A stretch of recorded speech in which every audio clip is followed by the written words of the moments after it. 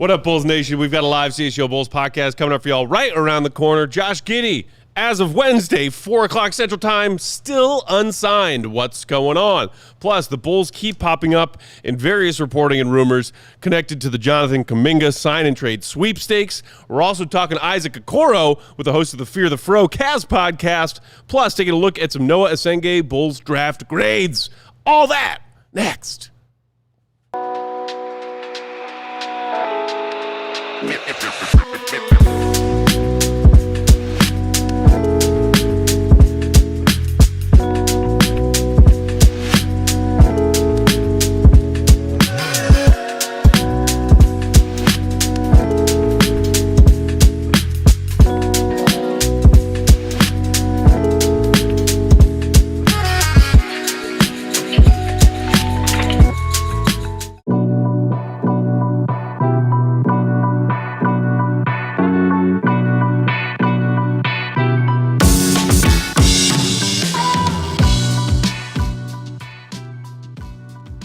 What's going on, Bulls Nation? Welcome into the CHGO Bulls podcast. Coming to you live from our studios here in West Loop, downtown Chicago. I'm Peck, Bulls_Peck. That is Big Dave. Bow! Bow!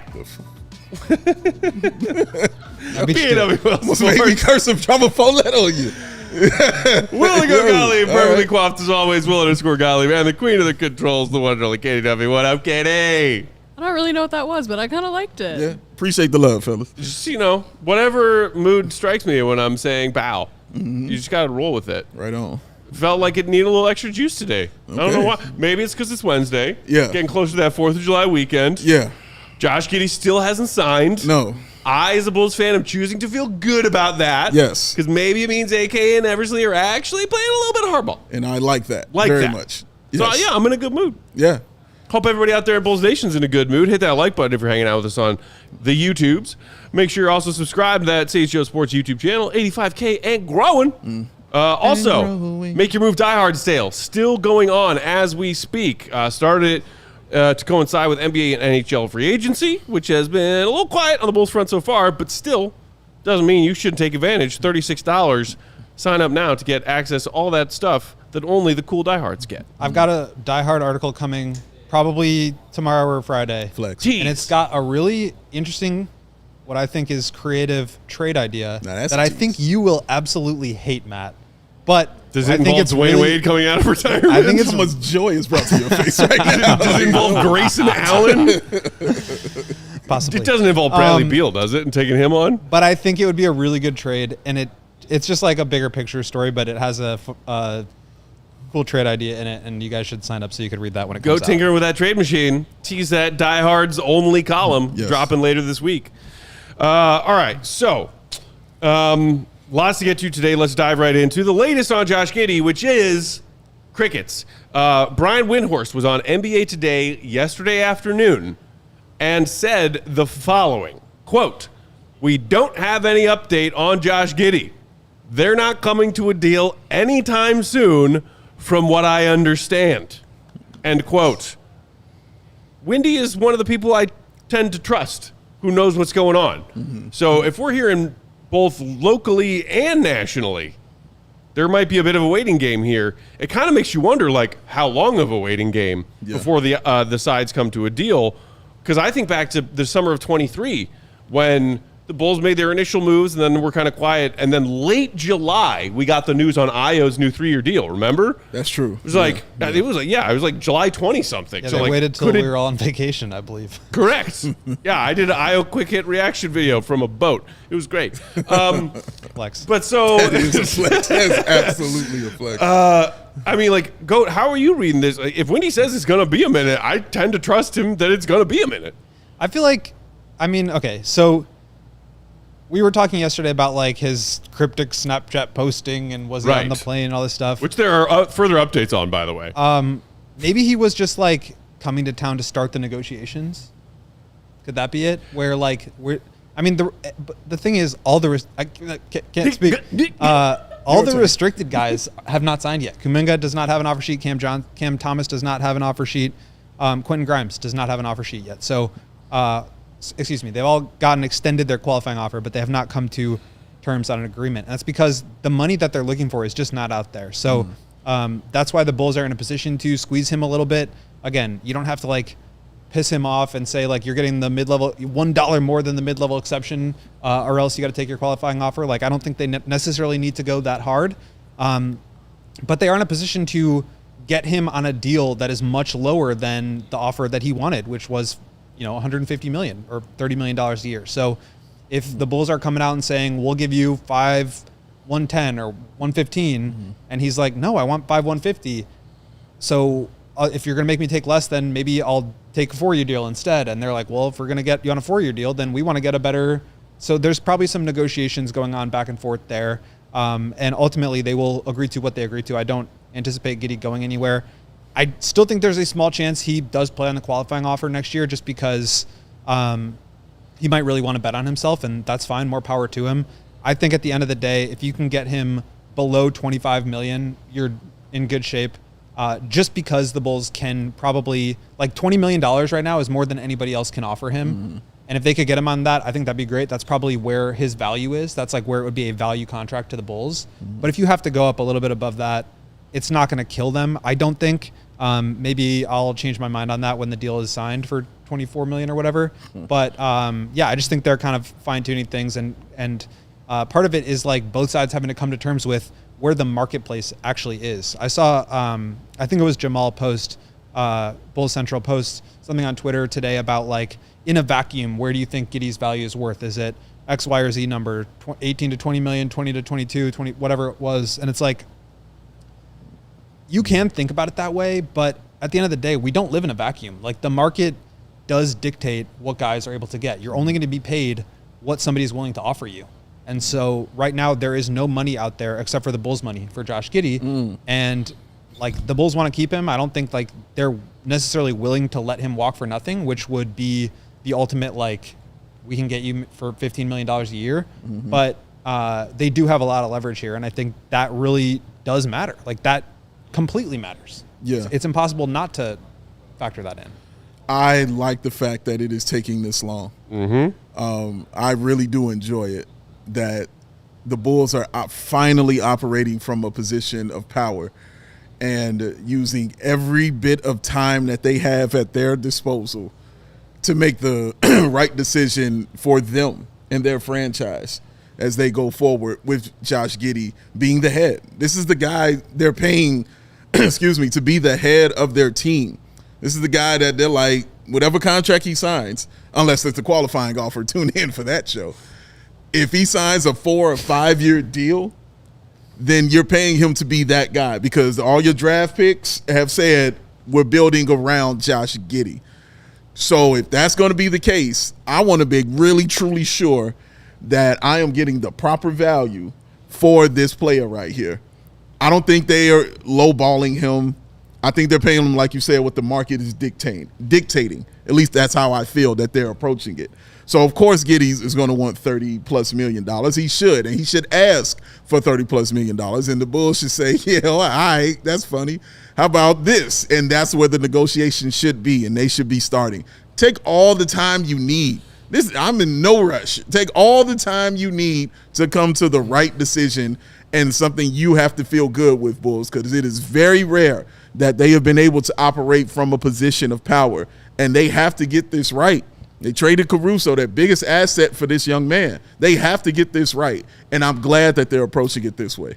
I mean, Jake Fisher's latest, that had some other tidbits we'll get to later, mentioned he referred to it as Giddey still seeking an average annual value of $30 million-ish. Yeah, not mad at him. I'm sure that's where they started. And like, right, that's where they started. I'm saying, and kind of, as you just said, Dave, like the longer this goes, the more confident I as a Bulls fan feel that they won't end up giving him that figure. Right. Like, whereas a part of me was legitimately terrified that they were just going to throw him 5 years, 150. Sure. Because they could. Right. I think the bigger thing is like, so he obviously started at 5,150. Again, all power to you. You should do that. The Bulls probably started somewhere at like, I don't know, 5,125 or like 5,100 or something. And he wasn't willing to take that. But now we're at a place where they could have been negotiating since the end of the finals. So they had a couple of days before free agency started, I think a week actually. And so maybe at that point, Giddey's like, all right, well, let me just see what the market is looking like. I'll see if there are any other teams that have money that want to pay me. We're at a point now where those teams are now not existing. And so if you're the Bulls, what you can do is say, we said 5,125, but now we're actually going to go 5,100. Mm-hmm. And Giddey's like, well, you just offered me 5,125. Like, can we at least So they do have a lot of leverage here. And I think that's where you would run into issues of like Giddey getting frustrated, right? Because it's like, well, now you're pulling the offer that you previously gave me. Yeah. And again, like, that's just the nature of that's the game. How it is played right now based on the marketplace. And that I do think that is at like that's the bottom line. That's the bottom line. The market is dictating that that's not, those offers aren't going to be available to him. When Michael's trying to negotiate his raise with corporate in the office, and he's talking to Jan, who is also at the time his girlfriend and boss, and she's just like, I just need you to ask for 15% raise so I can record that you asked for it, and then I'll give you 12. He's like, okay, give me 15. She's like, no, we can give you 12. And he's like, but you just said 15. But look, I do think this is generally pointing to hopefully a positive resolution, and who knows, maybe that wild card qualifying offer that Dave thought, that 1 year prove it deal is still out there. I do want to say one more thing on this. Sure. I think that a lot of times it's hard to divorce the idea of the asset cost from the player, right? We did this with Vooch. Mm-hmm. Everybody was mad at Vooch because the Bulls gave up Wendell Carter and 2 first-round picks. Really, it was the 2 first-round picks that people were concerned about. I like Wendell. I think he's a fine player. Whatever.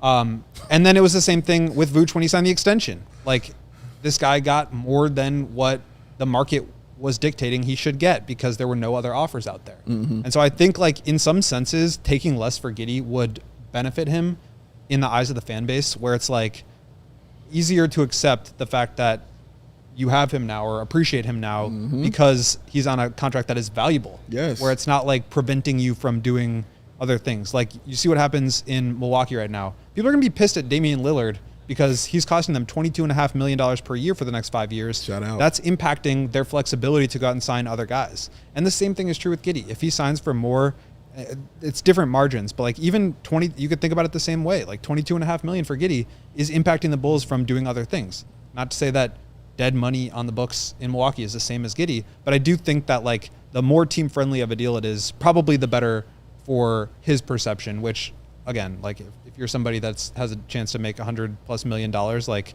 I don't really care about perception at that point, but I do think that that's a factor. No, you're right, because it also gives him a chance to overplay it. You know what I'm saying? And that's what the team should be looking for. Overachieve it. Yeah. And like you said, more fans will absolutely get behind you if that's going to be the case for a guy like Josh Giddey. If you're like, oh man, triple-double machine, oh man, some all-star appearances, flirt with some all-NBAs, and stuff like that. Oh my God, people are like, we got to steal, we got to bargain, we got to deal.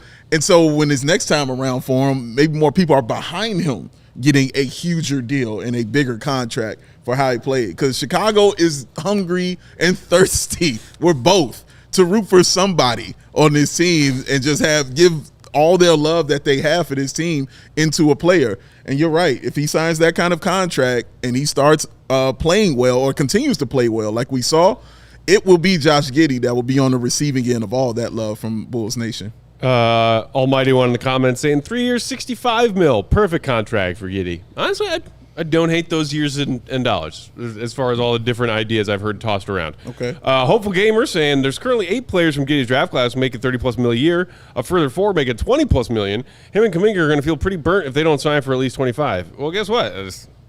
It is what it is. Yeah, so like it's like, my friend over there is making this. And I was like, well, they were in a position to be offered that, and they took it. And they took it. And if he wants to take the qualifying offer and put himself in a position where there will be more money out there for him, that's a risk that he is allowed to take. Right. Real quick before we go to break, shout out to our guy Matt, as in of Matt and Neil, C-Red UK. Yeah, my guy. Further Twitter, internet, social media sleuthing. Giddey was not on a Chicago-bound flight the other day. Mm-hmm. I think he was flying from somewhere in Australia to Brisbane, Australia, because Matt H. found evidence that he was, in fact, doing a meet and greet yesterday, July 1st, in Brisbane. Mm-hmm. So he did not fly to Chicago yesterday. Did not. As of today, I don't know. But there's the latest update in where the world is, Carmen Josh Giddey. Listen to these ads, hit the like, we'll be right back. Rules of life. Enjoy the 4th of July. Eat some barbecue. Don't touch the quaff. Don't run up on Katie. Don't touch Matt on his back. Never touch meat, period. And don't get biffed. Don't get biffed. All right? Do not go to these big box stores and hear a 16-year-old, you need help with floors. He don't know what he's talking about. Go ahead and get the flooring experts that you can get at Empire today. Dedicated flooring professionals whose focus is on flooring every single day of the week. They'll give you clear, upfront, and all-inclusive pricing right at your house. And you can schedule installation as soon as the next day. Schedule that free in-the-home estimate today because some things are just better at home. CHGO listeners out there, $350 discount is what you can receive when you use the code CHGO. That's a $350 discount with the code CHGO. Restrictions apply. Visit empiretoday.com/CHGO for full details. 588-2300. Empire Today. Today's show also brought to you by Mando. Bang, Summer's bang. here. It is hot. That means you need deodorant that you can rely on. What separates Mando from the other deodorants out there? It is a whole body deodorant. That means, of course, you use it in your pits, but you can also use it on your thigh folds, your thigh rolls, your pits, your balls, your belly buttons, your butt cracks, even your feet. Bang. Created by a doctor who saw firsthand how normal BO was being misdiagnosed and mistreated, Mando is clinically proven to control body odor better than a shower with soap alone. Ugly fact, gentlemen, 12 hours after your shower, the average man's grundle odor level, 5 out of 10. Not great. But with Mando, that average grundle odor level is a 0. Mando Starter Pack is perfect for new customers, coming with a solid stick deodorant, cream tube deodorant, plus 2 free products of your choice and free shipping. Just use promo code CHGO at shopmando.com to take advantage of that $5 off starter pack. That's SHOPMANDO.com. Support CHGO Bulls. Tell them we sent you there. Smell fresher, stay drier, and boost your confidence from head to toe with Mando. Rolling right along here, CHGO Bulls pod on a Wednesday afternoon, day 3 of NBA free agency, as we just discussed in segment 1. Still nothing doing on Josh Giddey. That doesn't mean there isn't other things doing around the NBA. Hit that like button, by the way, if you didn't do it during the ad break. Next thing on deck is also from Jake Fisher's latest for the Stein line, mentioning Chicago as one of a few teams who still, as of like this morning, is getting brought up frequently when it comes to Kuminga. Quote, the Bulls are nonetheless bound to keep coming up in connection with Kuminga until there is a resolution to his status, given they have previously expressed interest in the athletic swingman in the past trade discussions involving Alex Caruso and Zach LaVine. I don't know if I forgot those details or never knew those details, that Kuminga was involved in previous trade discussions of both Zach and Alex. Did you know that, Goat? I didn't. Yeah. Right, I think well, I think of course. that Maybe was I don't End think of it was ever segment. Who you think I'm serious, talking to? but I think that was one of the names the Bulls were asking about in the Caruso trade, and it would have had to have been in a Zach LaVine trade last year. Okay. So it wasn't so much explicit as it was implicit, but I definitely had heard that. Meaning that the Bulls were talking to the Warriors about trading the Warriors, Caruso, and then Zach. The Caruso thing was a couple of years ago Okay. when they could have traded him at the deadline. I do and remember didn't. that one. And then last year, they had sniffed around LaVine before trading for Jimmy. Okay. They were thinking about could we get Vooch and LaVine, is what I heard. I got you. So, he said the addition of Asenge in the draft, the addition of Okoro in the trade for Lonzo would seem to leave little room for Kuminga to still be, as Fisher called it, the Bulls' orbit. But he said their name keeps coming up with Kuminga because there's some previous interest. The other teams he mentioned being interested or involved, Pelicans and Kongs. The Kongs are always there. Hanging around. We talked about Kuminga on our Monday show this week because it's something that keeps coming up, and here it comes up again. I would just, with my own educated guessing, put the odds of this actually happening at slim to none. Okay. But why is it is it just because Kuminga has not found a resolution yet of where he's ending up? And why, people are just throwing darts on a board to say, hey, which teams want Kuminga? I'm sure his agent is doing some work there, trying to Sure. get him connected with teams. Obviously, there has been a connection in the past with the Bulls, so that's an easier one. And they have space. They're one of the teams that could make it work, especially in a sign and trade. Tyson Rolando asks, Vooch, P-Will, and a first for Kuminga, is that enough? And the answer is that is just very difficult in terms of making it work legally within the salary cap and the restrictions there. We talked about base year compensation and how the Warriors could basically only take back half of what they're sending out. So if Kuminga signs for $25 million, they can only take back $12.5. And so Kobe really is the only matching salary. I suppose it could be Io or Okoro. And they have a small-ish trade exception that would be able to fit Io in. So maybe Okoro and Io could be a deal there. But I think for me, it's just like, what does the fit look like with the Bulls? And is that worth it? And I think as we discussed the other day, I'm just not really seeing it. Like, I don't really love the fit there, especially, I mean, I guess if you send out Okoro, but it's like a bunch of wings who can't shoot, led by a guard who can't shoot. Like, that's just not a recipe for success. And it's not Bulls like, are I'm not flush. saying that pejoratively, but it's like, you look at the success that the Thunder had. They're playing 5-out spacing. The Pacers are playing 5-out spacing. You can't roll out a lineup with Giddey, Kuminga, Modis, Asenge, and a center and expect to like compete at the highest level. It's not like saying that anything about those guys except for the fact that that's just a difficult roster build. And I think it's good to bring in talent. Like the Bulls should be trying to find ways to do that. Yeah. But at the end of the day, you got to put a product out there, and that floor spacing would be hard to navigate. I think also, I mean, they've made their decision on Billy Donovan. So for me, that's kind of where the buck stops. So if Kuminga comes in and doesn't, adhere to what the Bulls are doing, then what's the point? You know what I mean? Because it's about what Billy Donovan's offense is, period. That's it. So he's told you, dribble, pass, shoot. That's what we want these guys to be able to do. We want to run. That's exactly how we want to play this game. So if Kuminga is a guy that, isn't really that, he's definitely a give me the ball and I will dunk on everybody and I will hit difficult shots and I will use my length and my athleticism to score. Yeah, Billy's like, that's cool, but that's not really the style that we're running here. And we just signed this guy to a new contract to actually run the offense that I want him to run. So if he's not going to fit into that, and again, I don't see the fit more so than anything, more so than the money, more so than the player. I'm just really, truly looking at the fit of Jonathan Kuminga because he can play. Like, there's no doubt about it. There wouldn't be this commotion around someone who was trash. So he can definitely get down. He could definitely play. But fit is very important for the Chicago Bulls and what they're trying to do. And that continuity, that word, is very important for the Chicago Bulls when they get out there on that floor. And it just feels like, just a guy, looking on the from the outside in, that fit is not a thing that can happen here in Chicago with Kuminga, with the Chicago Bulls. Great player. I think he can ball. I just don't see it fit-wise.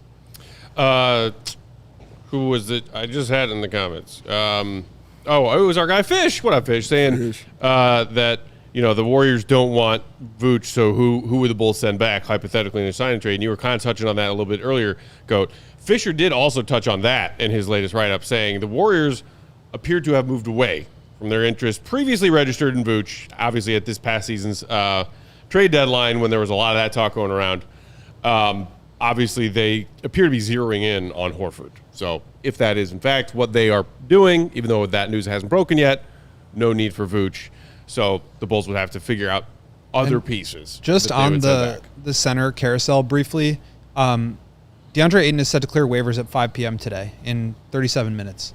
I expect him to quickly sign with one of the Pacers or the Lakers. I'm hearing Lakers from Mark Stein was reporting that.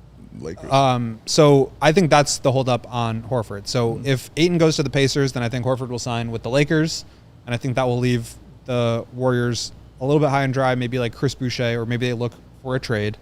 If Ayton goes to the Lakers, then I think Horford goes to the Warriors, and that leaves the Pacers in a position where maybe they need to make a trade or bring in Chris Boucher. So there's still some musical chairs yet to be played in the center rotation, just because there's not a lot of guys out there. And so I think once that happens, maybe some interest in Vooch starts to generate. But again, I think more likely than not, Vooch is going to be around next year just because it's hard to move that much money. I mean, if the Warriors are more focused on winning now, which I think they are, wouldn't it behoove them to go with a guy like Vooch over Al Horford? No. Explain. I just think Horford, like... It's a 42-year-old dude we talking about. Yeah. No, you're right. I think they're... Even if you think of them as equivalent basketball players, I think the money is just going to be... I mean, he's going to sign for, like, the mid-level... half of the mid-level exception or something. Yeah. Like, that's going to be half of what... At most, half of what Vooch is making next year. I think that the contract Vooch is on just makes it really hard to move. And so even aside from them as players, which honestly, like, I don't even think it's worth really getting into because the contract is just so much more favorable at that number. And that's why, like, signing the 3-year deal, not getting a player, not getting a team option on that. Those are like things that in the moment don't seem like they hurt, but in the bigger picture, those are the margins that you're losing. And so you have to be careful about that stuff. Okay. People in the comments still can't get over Giddey negotiation stuff. Where are we, Katie? Are we good? We need to go to ad break? No, you still got like 5 minutes. Okay, cool. Sorry, I just wasn't sure. I mean, somebody was just saying, like, Giddey for, 26, so he's only $8 million better than Patrick Williams. Somebody else mentioned, like, are we really, jerking Giddey's chain around after giving Pat all that money? I think what Bulls fans need to remember is that the former informs the latter. The Bulls are taking their time on Giddey, if that's what they're doing. Mini kudos to them because they overpaid Patrick Williams bidding against only themselves. Mm-hmm. Also, like, you say that as if Patrick Williams is in fact worth $18 million a year. He not. I think also, yeah, exactly. Like a lot of the guards are like, look, Emmanuel Quickley got $32.5 million per year. That's what I want. And it's like, okay, I can see why you would start there, but it's like, we can't just say okay to that because another guy got it. That's a bad contract. Yeah. We don't want to have bad contracts. And especially with the cap and the rules going the way that they are and the cap not rising as much as we thought it would next year, like it's even more important to get guys on team-friendly contracts that aren't going to just be really damaging to your cap sheet. And so having one bad contract on your books is too many. Like you look at these teams that are built really well. The Rockets have 0 bad contracts on their books. Every single player on their team has a good contract. They just got Van Vliet to take a huge pay cut to make everything possible. The Thunder, no bad contracts. The Pacers had no bad contracts. Now they're missing a couple of good contracts. But it's really hard to build a deep team with star players with bad contracts on your books. It's almost impossible. And so, like, getting one of those is damaging enough. Adding another is a non-starter. And so I think that's where the Bulls have to be, like, again, not willing to, like, let him walk for nothing necessarily, but willing to hold their ground a little bit because they can't afford to make another mistake. And that's what the Patrick contract was. Tyson Rolando, meanwhile, in the chat asking, is there any benefit to keeping Vooch? I'd take anything of value at this point and run Zach Collins at center for a season. I mean, benefit to keeping Vooch, well-respected vet. Dude's an Iron Man. Talk about availability over his entire Bulls tenure. That dude plays every night. Yeah, he does. And he's a walking, 18 and 10. Yeah. Some nights 25 and 10. 4 assists with it. Right. Like, he is not bad in the way that a lot of Bulls fans have made him out to be for various reasons over his Bulls tenure. We see you, Red Fred. He's a quality player. There's a reason he is a former All-Star. He good. Dose. He can ball. Yeah. And he helps the younger guys get better. Like, he's a really good screener. He's a good ball mover. He's a good passer. He spaces the floor. He attacks closeouts. He pulls defenses away from the paint. Like, there's a lot of stuff. Which is why a team like the playoff aspirations Warriors, looking to pump things up a bit in their midseason trade talks, we're interested in him because he's good. But that fell apart, and the question, can they get anything of value for him now? Should have traded him when you had the chance. Should have killed me when you had the chance, Charles. We got to knock out some more ads when we come back on the other side. We're talking to Bob Schmidt, host of Fear the Fro, a Cavaliers podcast. Talk some Isaac Okoro. Hit the like. Today's show brought to you by Arena Club. Arena Club is changing the hobby with their transparent slab packs and no-fee auctions. You got to check out these slab packs, y'all. You could rip a pack for as low as $25 and hit on a card that's worth tens of thousands of dollars. Damn. But even still, every pack has grails, they call them, that are at least 20 times the price of the pack itself. Talk about basketball cards doing it the right way.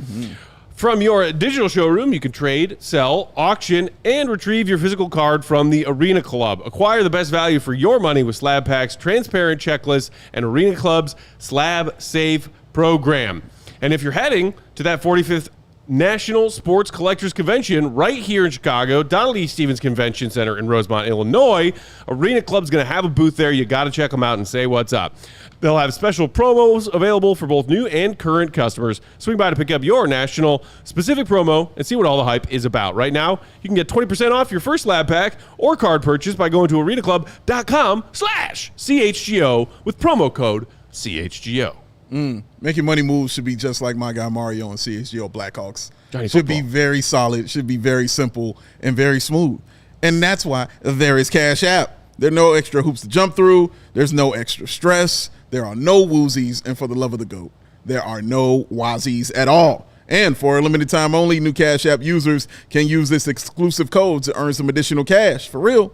It's no catch. Just download Cash App and sign up. Use the code CHGO Bulls in your profile. Send $5 to a friend within 14 days, and you'll get $10 dropped right into your account. For real? Yeah, for real. Terms apply. That's money.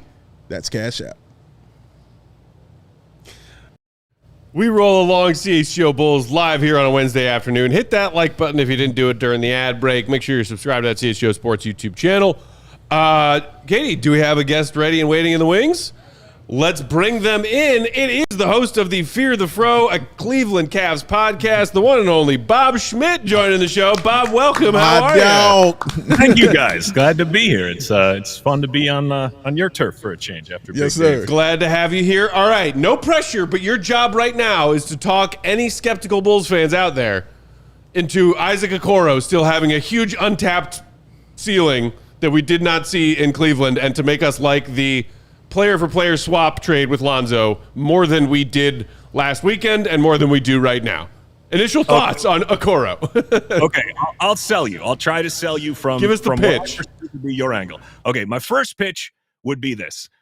Isaac Okoro, while not a stat sheet stuffer necessarily, has shown steady improvement year over year. Last year, despite the minutes and the usage shrinking after getting that payday prior to his injury at the end of the calendar year last year, he was one of the top 2 3-point shooters in the league. He was just under 50% before that shoulder injury happened. Now, the numbers, they calmed down after that, but season over season, he's gotten better in that area. And that certainly, when they drafted him, the focus was, okay, defensively, they expected him to be an immediate impact player, but the offense was super raw. I think the issue in Cleveland that perhaps does not exist in Chicago is largely opportunity. In an environment of Cleveland where you have a bunch of people offensively who are going to be prioritized, I think the biggest criticism of Isaac would be that he wasn't guarded when it would matter from outside the arc, despite what the percentages would indicate, and that he wasn't the most assertive player offensively. I think it's a better environment for him to be in terms of Chicago, for perhaps empowering him to be a little bit more aggressive in looking for his own. The second thing I would say is Isaac Okoro was one of the players on our roster who thrived in transition. Now, our pace was greater last year, but in previous iterations under the Bickerstaff Cavs, that was largely wasted with Isaac, I believe. I don't think that's the case in Chicago. I think you're a much more capable team of running up tempo, and I do believe you'll see better results from Isaac. In terms of contractually, I think it definitely benefited the Cavs to acquire Lonzo for multiple reasons. One is their hopes that he can stay healthy and be on the court. But secondly, they were in a much worse situation to be able to commit $11 million to Isaac Okoro in the second apron crunch that they're in. Chicago being in the phase of, their build, their rebuild, however you want to deem it, it's less critical for them to extract maximum value out of that $11 million in a way that Cleveland, to sign a guy to the biggest contract he's been on and then immediately play him the least amount of minutes that he had in his entire career, it was a trend going in the wrong direction. So I don't think Chicago has those issues necessarily. Just so you know, for further reference, Bob, we're not allowed to use that word around here. What's that Rhymes word? with Schneebild. Our executives are not a fan of using that word, just so you know. Retooling. There you go. There you go, Bob. Loading up for the next dynasty. Oh, and now we're off the train. Bob, first of all, it's good to see you, bro. Very good to see you, my man. When we were talking, you and I were discussing about Isaac Okoro, and you were talking about him being assertive. One of the things you said was how passive he was on the offensive end as far as when it came to shooting. Could you go into that a little more? Like, what was the reason kind of behind him being that passive, especially on that end when you can show those stats where, yeah, he started hitting his threes a little bit more, but then just not being assertive in that way? Yeah, I think that's a problem that's not limited to just Isaac on the Cavs roster. You get a team that has guys like Dean and Isaac Okoro, and if you were to look at the stats, you'd say, okay, those are reasonably decent, at least average three-point shooters. And Isaac's numbers would make you believe that. I mean, the fact that he was high 40% for the first half of the season was great, but a couple of qualifiers there. The Cavs as a team had their best offensive season in forever, and they had multiple guys up and down the roster. Their top 6, 7 guys, all flirting with higher than 40% three-point shooting or just below it. So there was some qualifying there of saying, okay, the system is giving him the opportunity to make more of these. But I think the issue with Isaac and all these guys has been, will they take the shots when they're open and they get it, or will they defer despite possibly having the best look? Now, there's been moments, the game winner, Okoro hit 2 seasons ago against Brooklyn, although even in that situation, it was a scramble at the end, a loose ball, LeVert throws it to the corner. He had no choice but to put it up. And that was a massive moment because there was a huge storyline heading into last season, not this past season where he signed the extension, but the one before that, about how much work Isaac had put into his outside shot. And not necessarily just catch and shoot, but, catch, reposition, put it up. Like the types of things where he'll never be deemed as a movement shooter, I don't think. But to be able to do even a little bit more than just camp out in the corner is something that everybody wanted to see from Isaac in terms of above the break stuff. And I do think you saw pretty reasonable results. The issue has always been volume, because you can be a 40% three-point shooter, but if you're barely putting them up, guys are going to take those chances. Because even on a night where you go 2 for 3 from outside the arc, where you go 3 for 5, it's not a big enough quantity that it's going to hurt the other team. I do think Isaac in transition, that's kind of really where I feel like he's at his best because he doesn't overthink it. He has kind of a nice Euro step, and the fact that he has some bulk to him allows him to, put his body into people and convert a lot of those looks in transition. He can make good reads going downhill. I don't think that that's as much of a problem. The fact is, though, he just doesn't have the ball in his hands a lot in terms of initiating. But that's been a problem for a lot of the role players for the Cavs.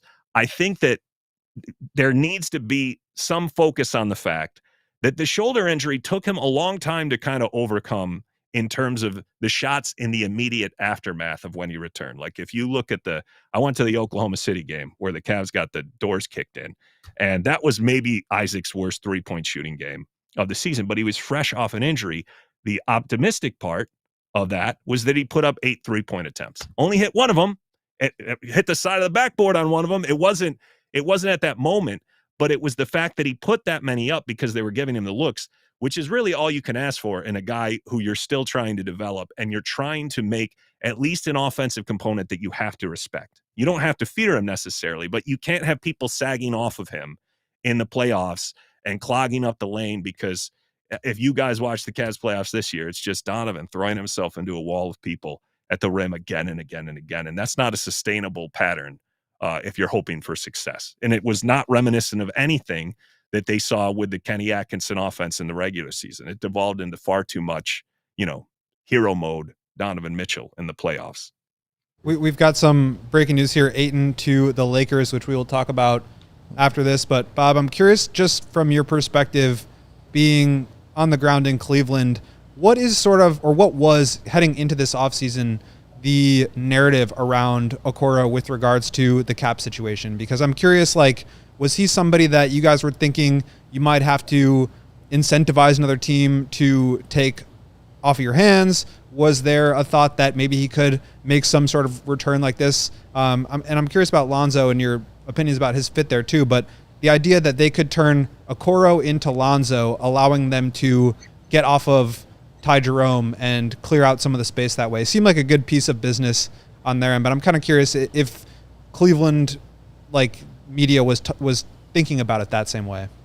You got a lot of talk in Cleveland about possibly having to move off of Isaac and Dean. Now, Dean, there was less idea that you would have to grease him with picks or draft capital, which the Cavs don't have a lot of anyway after the Donovan Mitchell Utah trade. So it was a situation where my belief anyway going in was, yeah, Isaac with 2 years left at $11 million, coming off his lowest season in terms of minutes that he was out there. I don't know in this environment where we've seen, and I don't know if you share this perception, but I feel like what's happened in this new CBA environment is when we get to free agency, there's so many of these guys, these vets who can provide capable minutes, your Gary Trent Jr.'s, your Malik Beasley's last year, these guys who shift to the bottom end of the, just above the taxpayer mid-level exception, maybe $6 million a season. So I feel sort of similarly about Sam, honestly. There's a part of me that feels like, given what we've seen in the market, I think the Cavs could have maybe pressed their advantage a little bit more, rode that out, maybe got him for less than a 9.5 average annual value. But as it specifically relates to Isaac, having a guy who's so low in your pecking order and who some games wouldn't even be utilized at all, taking up $11 million of cap in a tax environment where dollar for dollar, that may be, $30, $40 million, makes it the situation where I assumed almost certainly that the Cavs would have to bundle assets with him to get rid of him if they were dumping him into somebody else's space. Now, as it speaks to Lonzo, I'm ecstatic, and it has nothing to do with Lonzo, the basketball player. Just the idea that you guys, at last trade deadline, there was all that talk about Marcus Smart and maybe getting back a draft pick for the sake of absorbing bad money. And I like the extension you did because the team option essentially provides an out from the issue that Isaac's salary presented. And the bar is very low for Lonzo to clear in terms of how much usage do we have to get out of him for him to be able to replace what Isaac provided for us. He'll never be the defender that Isaac is. But most of the maneuvers the Cavs have made in this offseason have been to focus on trying to get a little bit more what you would deem as two-way players. Guys who, he's not the defender Isaac is, but he's capable. He's a solid defender when he's on the floor. He may not be on the floor, but worst case scenario, if you go to the trade deadline with either Isaac Okoro with 1.5 years left at over $11 million a season, or Lonzo Ball, let's say he doesn't even set foot on the basketball floor until February, you have a virtual expiring that then you can probably get off a lot easier without having to bundle draft assets with it. Now, obviously, my hope is that Lonzo will provide something of value on the basketball court if his health does not betray him. And I think there's a lot of potential there. But just when you compare it contractually, I understand why the Cavs did it. When you compare it in terms of what they needed, especially now that we know that Ty Jerome ended up departing, I think it makes a lot of sense in that regard too. I think Isaac is somewhat a victim of circumstances, though, because while I view his value of his contract in the Cavs infrastructure, where they're getting crushed into the second apron, as something that they probably needed to get off of, I don't view it the same when set against the backdrop of your situation, both where you are competitively and from a salary situation. It's interesting you mention victim of circumstances, Bob, because that's what Bulls fans have been talking about with Patrick Williams, taking one spot before Isaac Okoro in the 2020 draft. They've been talking about that with Pat for years, and as Dave dubbed this most recent season for Pat, after signing a fresh contract, the No Excuses Tour, he had perhaps his most underwhelming season yet. Tour was canceled, Bob. A lot of people are kind of, myself included, saying, I see a redundancy here for the Bulls acquiring Okoro. We already have a high lottery pick from 2020 whose offensive game is underwhelming and who, hangs his hat on defense. His name's Patrick Williams. Why do we need Isaac Okoro? I'm curious, though, if you see a higher ceiling, not untapped offensive potential. We know the weaknesses of Okoro's game, but of him turning into a truly elite defensive player, getting legit votes for all defensive teams in future seasons kind of player, because the Bulls can certainly use as much help as they can get right now on the defensive end, especially after trading not only Caruso, but Lonzo Ball. Yeah, I think my feeling has always been that Okoro is a fantastic defender, and especially if I don't love it as much when he's been forced into these situations where he has to guard up.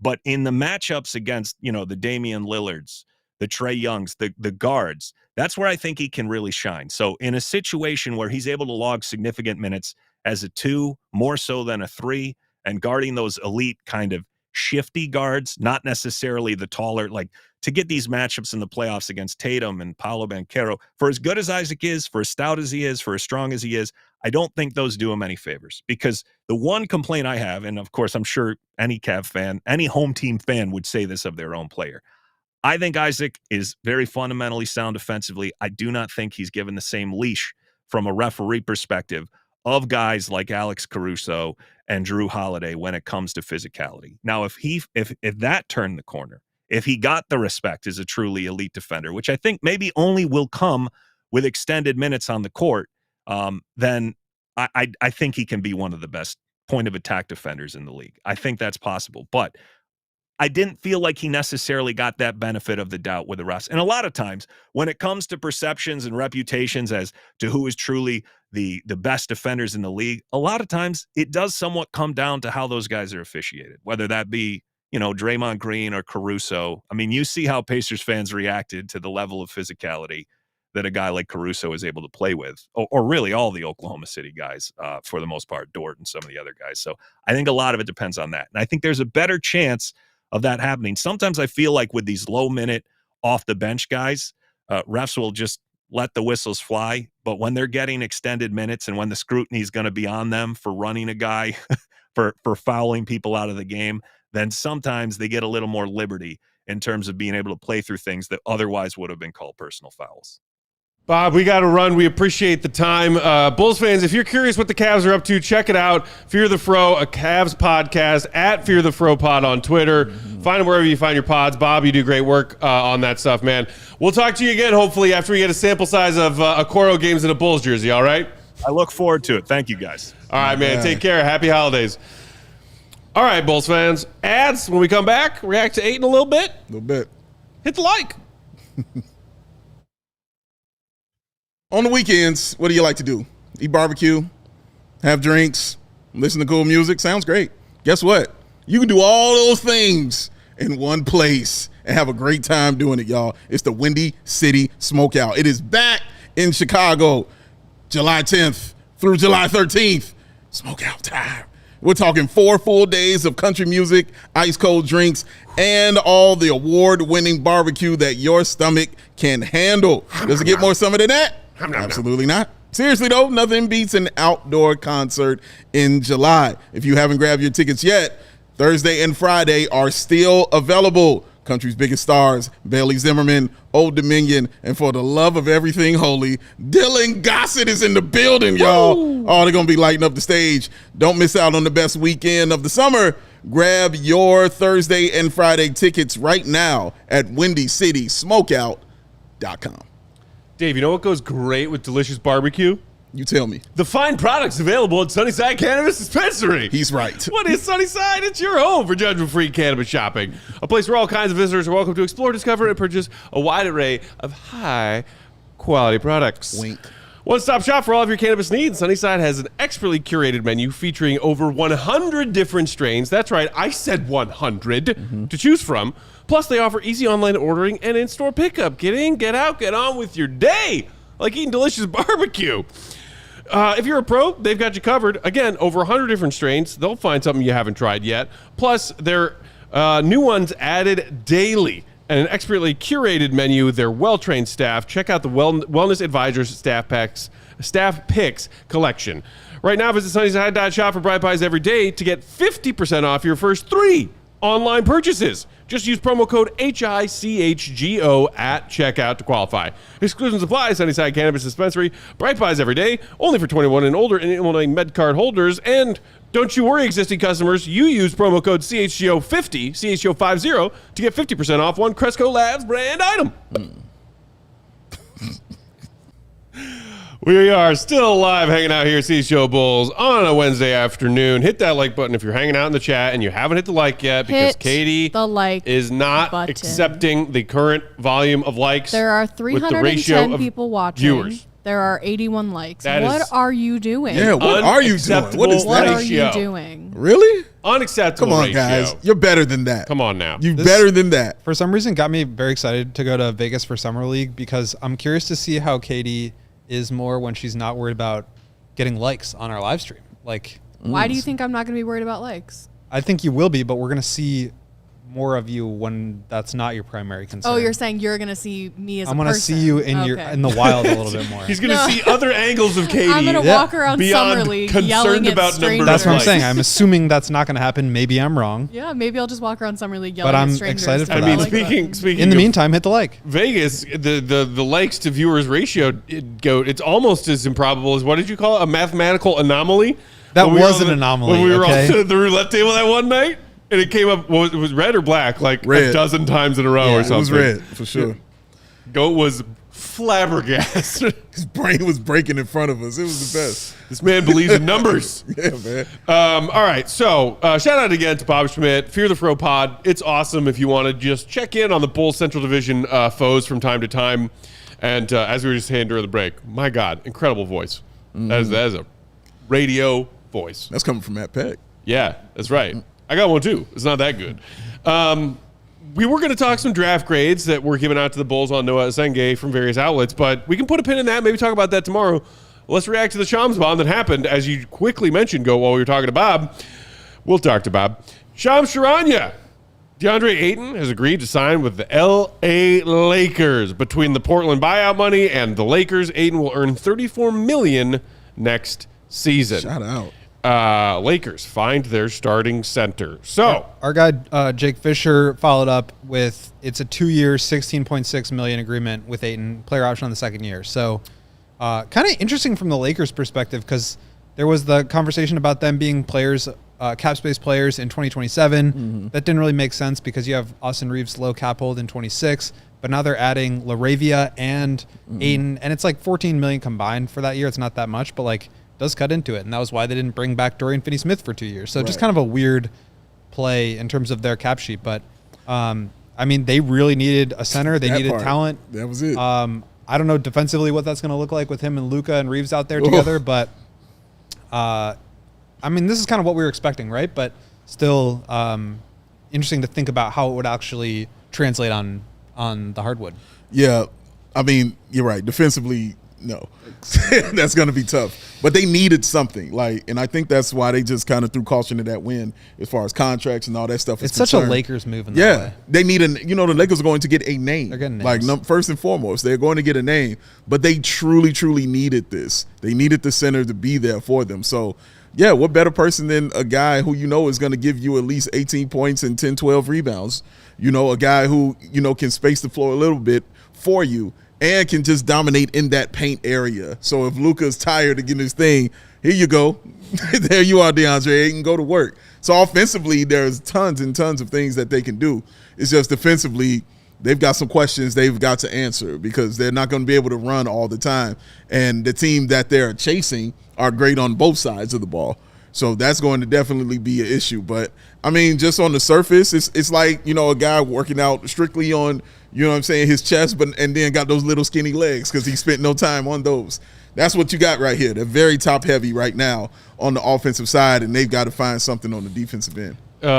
Brian Genesis saying Lakers are going to get run through the league with no defense in the comments. Dysfunctional saying Lakers are the new drama team.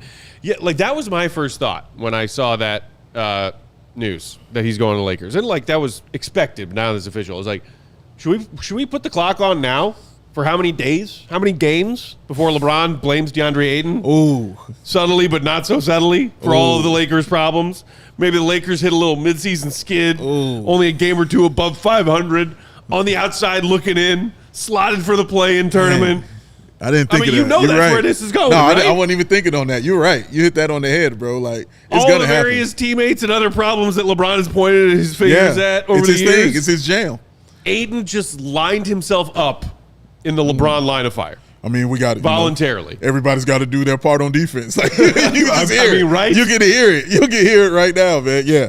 Oh, man, he's in for one. But, I mean, it's L.A. It's the Lakers, So if he just plays well Bigger on one spotlight, side. bigger pressure, bigger stakes. I'm just saying, does his thing on one side of the ball. He can probably get away with some stuff. And I mean, JJ Redick has got his work cut out for him, but he can put him in positions where he's just like, look, go be tall. Redick and Ayton never overlapped as teammates, right? That's a trying great to quickly question. think, but I don't think so. I don't believe so, but No. it's a really good question. I would love for that to be the case.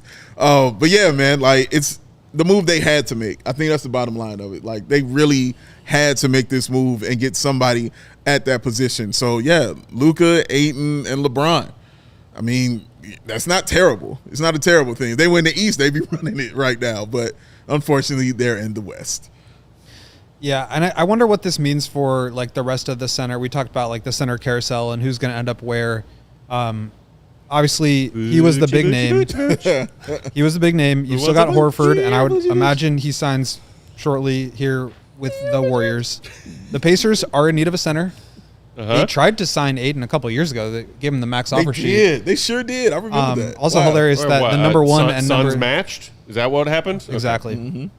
Also funny that the 2017 draft, Ayton going first, They got and then Luka Luka going third. Yeah, And neither of them, they're on the same team in a different situation than both of those. Oh, LeBron. But yeah, I wonder who the Pacers are going to go after. I think the Celtics are another team that kind of needs to figure out center. They lose Kornet. They're losing Horford. They trade Porzingis. You're talking about they got Luka Garza. They're slightly above the second Stacks apron. on stacks on stacks. So I don't see them being a Vooch team. But like the Pacers could be. They wanted to pay Pacers could be. Miles Turner $20 million, 22, whatever it was. That's in the Vooch range. And the Pacers love bigs who can space the floor. They need a big who can space the floor. This is true. And they need some like offensive production without Halliburton. I think Vooch can give you more of that than Miles Turner can. So that could be an option. I don't know exactly what the money would be in terms of salary coming back. But, there's just not a lot of other teams that are in need of a center right now. I think the other thing with the Warriors is they don't have a lot of salary they can put together, which is why I thought the lay the groundwork thing was always just made up because they were losing all their matching salary. They lost Gary Payton. They lost Kevon Looney. Yeah. Those were the guys that were probably going to end up coming back.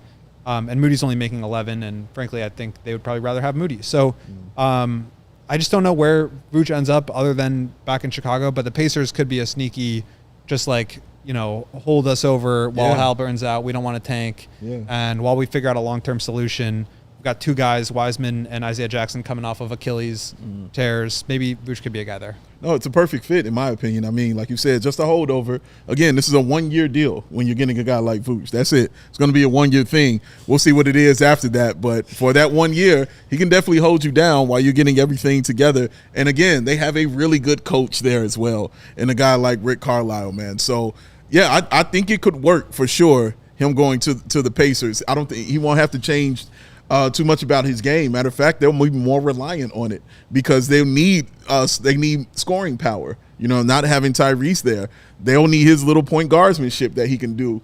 From that free throw line extended, getting guys involved, being a connective kind of passer for those guys. So no, Vooch would fit really well for a 1-year flyer for a team that, let's say, they still may want to try to take a run at defending their Eastern Conference championship. Yeah, I was just going to say, I think the part about him helping them facilitate their offense and having seen Vooch be successful in a similar style, in a similar role, could be a good reason for them to try to go get him. The problem is they just don't have a lot of good matching salary. As Fish pointed out, Pacers didn't want to pay Turner. They're not picking up Vooch for $20 million. Well, they didn't want to pay Turner more than $20 million. They didn't want to pay Turner a whole bunch more than $20 million. And also, it's 1 year. I think there's value in him being kind of the stopgap. Dysfunctional. I can see Vooch on the Pacers. To the trade machine. I love that. To the Hendon Peter. Eric Christian said, Vooch for Benny Mathurin, please. He's a good young player. Mathurin's nice, man. Yeah. Don't know why the Pacers would do that. I don't know either. Yes, they need a center, but also, I think part of their decision making it easier to let Turner go instead of paying him, they're a small market team with a lot of, big money. Yeah. They got 2 stars that, are collecting checks, Siakam, Tyrese Halliburton. Yeah. They got role players that are good and not cheap. And next year, you're looking at a 1-year pause with Hallie being down as far as legit championship contention. Yeah. So do you go and make a bold move to bring in a veteran center if that's the case, who you would then have to re-sign if you want to keep him as part of your plan for longer than next season? Exactly. Tony Bradley can only carry you so long, man. Exactly. We got to pause the conversation there for now, but fear not, we will be back tomorrow to pick back up on anything else that happens in the NBA free agency with Giddey or otherwise. Note, early start time tomorrow, 1:30 p.m. Central Time, and then we'll head into the holiday weekend. But hit the like on your way out if you haven't done it yet. Do it for Katie. Don't make her chase you. Follow the GOAT. Read his stuff, allchgo.com. Become a diehard. Read it. Tease. Something cool dropping later this week. Will_Gottlieb. Big day. Bow. BAWL Sports. Bow. I'm Bulls_Peck. We're CHGO_Bulls. Shout out to the queen of the controls, Katie Duffy. Shout out to our guest, Bob Schmidt. Have a great night. See you, Rebbe. Good. Peace. We all silly like the mayor.